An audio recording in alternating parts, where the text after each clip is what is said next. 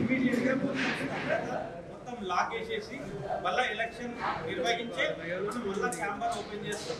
వాళ్ళు ఇక్కడ ఉన్న కమిటీ మాత్రం ఇమీడియట్ గా ఏవైతే ఫార్మాలిటీస్ ఉంటాయో అవన్నీ కూడా మొదలు పెట్టాలని చెప్పి విన్నవిస్తున్నాము.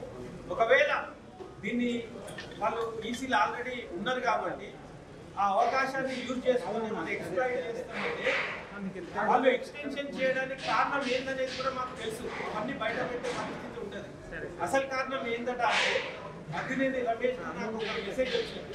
చిత్రపురి కాలనీలో ఒక భూమి మిగిలి ఉన్నదట, 4.5 ఎకరాల భూమి మిగిలి ఉన్నదట.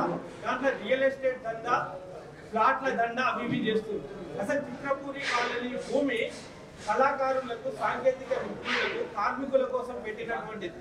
అయితే నిర్మాతలు లాంటి నాలాంటి వాళ్ళకు ఫ్లాట్స్ అమ్మబడునని చెప్పి బ్రోచర్స్ కూడా రిలీజ్ అయినాయి. కాబట్టి ఇవన్నీ చేయడము ఏ రకంగా మీరు డిసైడ్ చేసిండ్రు? జనరల్ బాడీ మీటింగ్ డిసైడ్ చేసిండ్రా? దీనివల్ల రేవంత్ రెడ్డికి ప్రాబ్లం వస్తుంది. వీళ్ళు చేసే వ్యవహారాలన్నీ కూడా అక్కడ సీఎం కుర్సీ 100% కదిలిపోయేటట్టు ఉన్నది.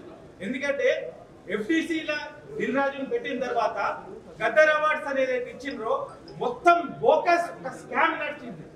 ప్రపంచంలోనే అప్లికేషన్స్ తీసుకోకుండా చేసిన అవార్డ్స్ ఇవే. అప్లికేషన్ తీసుకోకుండా అవార్డులు ఇచ్చుడంటే ఏంటది?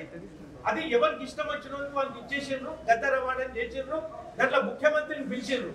ముఖ్యమంత్రికి టీడీపీలో ఉన్నప్పుడు కొంతమందితో పరిచయాలు ఉండొచ్చు కాక, కానీ ఆయనకు కూడా రూల్స్ తెలివై ఇండస్ట్రీ కాబట్టి ఎవరైతే ఎఫ్డీసీ చైర్మన్ గా ఎవరైతే నియమించిండ్రో వాళ్ళు మొత్తం అవగాహన రాహిత్యంగా మొత్తం చెత్తగా నిర్వహించేసి అక్కడ తెలంగాణ ప్రభుత్వాన్ని అపకీర్తి చేసిండ్రు.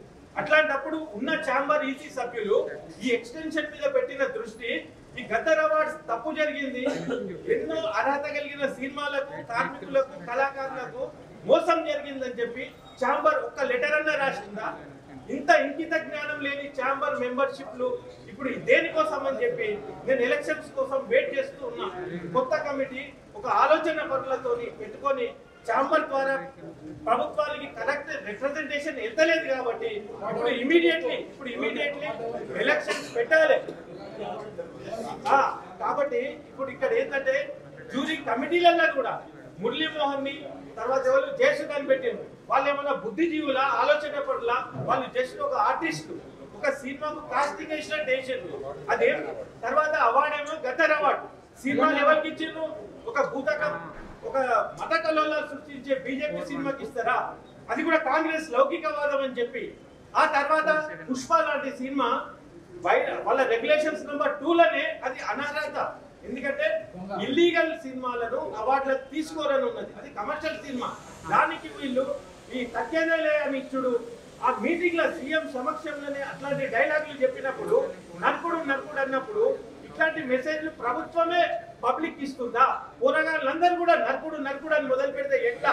అయితే అవార్డుల పేర్ల కాడ నుంచి అవార్డు ఇచ్చే ప్రోగ్రామ్ వరకు మొత్తం వేస్ట్ అయిపోయింది.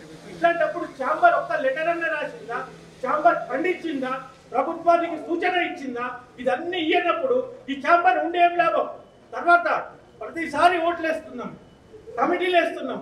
ఇన్నేళ్ల నుంచి 20 ఏళ్ల నుంచి ఏ సమస్య సాల్వ్ అయింది? ఇక్కడ ఒక్క సమస్య సాల్వ్ కాలే. చిన్న నిర్మాతలకు న్యాయం జరిగిందా? జరగలే. థియేటర్ వాళ్ళు బతుకుతున్నా? లేదు. డిస్ట్రిబ్యూటర్లకు ఏమైనా లాభం అయిందా? ఏది కాలే. ఎట్లున్నదో అట్లనే నడుస్తుంది. కాబట్టి ఇప్పుడు మేము కూడా ఇంటర్ఫియర్ అవుతాం. ఇంతకు ముందు ఎప్పుడు కూడా మేము ఛాంబర్ ఎలక్షన్లలో అంతా పట్టుకోలే. మేము తెలంగాణ ఉద్యమానికి అంకితమై పనిచేసిన వాళ్ళం. ఇప్పుడు మా దృష్టి మొత్తం తెలుగు ఫిలిం ఛాంబర్ మీదనే ఉంటది. మొత్తం తెలంగాణ ఉద్యమకారులు కూడా ఇక్కడనే బైఠాయిస్తారు. ఇక్కడ నుంచి ఇవన్నీ సాగవు. చిన్న నిర్మాతలకు, చిన్న ఎగ్జిబిటర్లకు, డిస్ట్రిబ్యూటర్లకు అందరికీ న్యాయం కల్పించడానికి ఇక పోరాటం ఉంటుంది మాది. కాబట్టి కొత్త ఎలక్షన్లు రావాలి, కొత్త కమిటీ రావాలి, ఈ దిశలో పనిచేయాలి. కానీ అదే మూస ధోరణిలా చేతులలో కూర్చొని సొమ్ము సంపాదించి స్కాములు చేసే ప్రక్రియలు బంద్ చేయాలి. ఇది నాది హెచ్చరిక.